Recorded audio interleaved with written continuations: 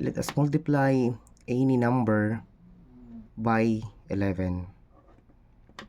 This is just this step.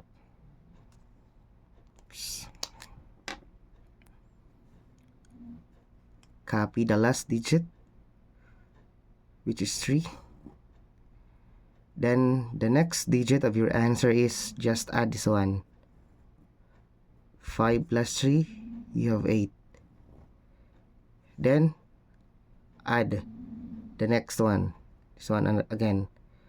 4 plus 5, you have 9.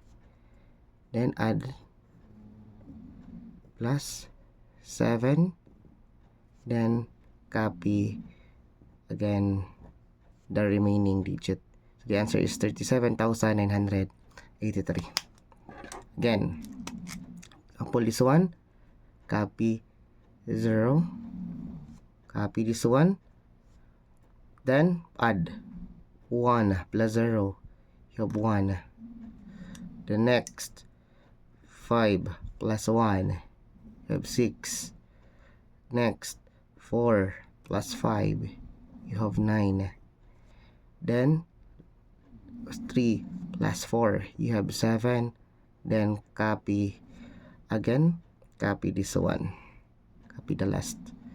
So the answer is 379,610. Okay, again, the last digit, yung mga huli at unahan is copy lang yan, just like this one. You have 5. Okay, then next add 4 plus 5 is 9. Okay, then this one, you have 8 plus 4. For this time we have 12, right? You will just copy the last digit, which is 2. Okay, yung 1 carry, i-add natin sa next. Okay, next you have 2 plus 8, you have 10, and may carry ka dito, kaya magiging plus 1, magiging 11. At dito last digit lang din yung susulat natin, 1. Then carry 1 ka, may carry 1 ka again. Next you have 5 plus 2, 7.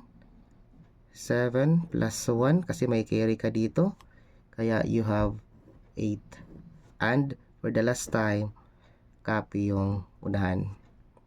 So the answer is 581,295. At how about yung huli? Pakisagot naman dyan.